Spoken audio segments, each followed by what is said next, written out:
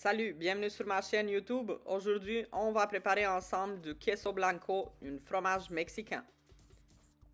Voici les ingrédients. 4 litres de lait, de préférence plus gras, 3,25%.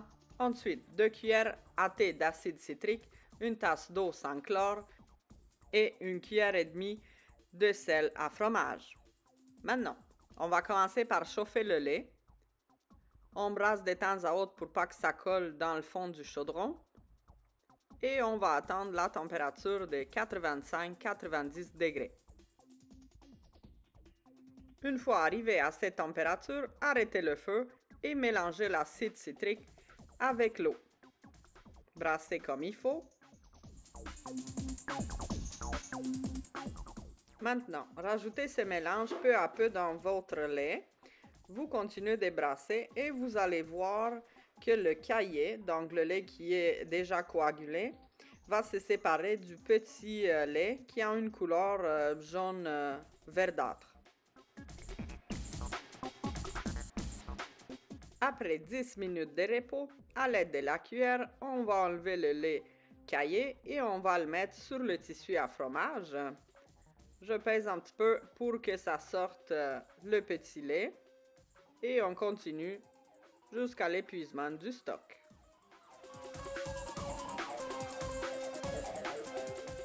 Maintenant, le fromage est terminé. Tout dépendamment de la texture que vous recherchez, vous pouvez le laisser s'égoutter pendant quelques minutes, quelques heures ou jusqu'à environ 1 ou 2 jours.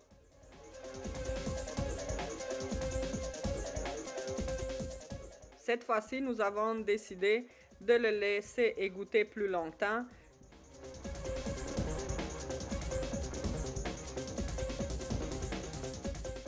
Et bien sûr, il ne faut pas oublier de rajouter le sel, vous êtes rendu à cette étape, juste avant de le laisser s'égoutter plus longtemps.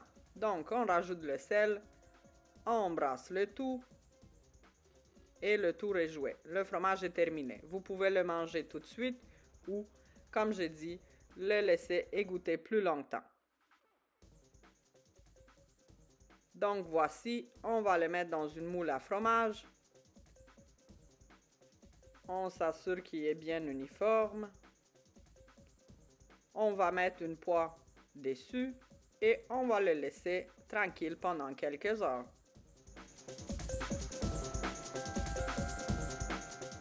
Et après son temps de repos, c'est le moment de sortir du moule.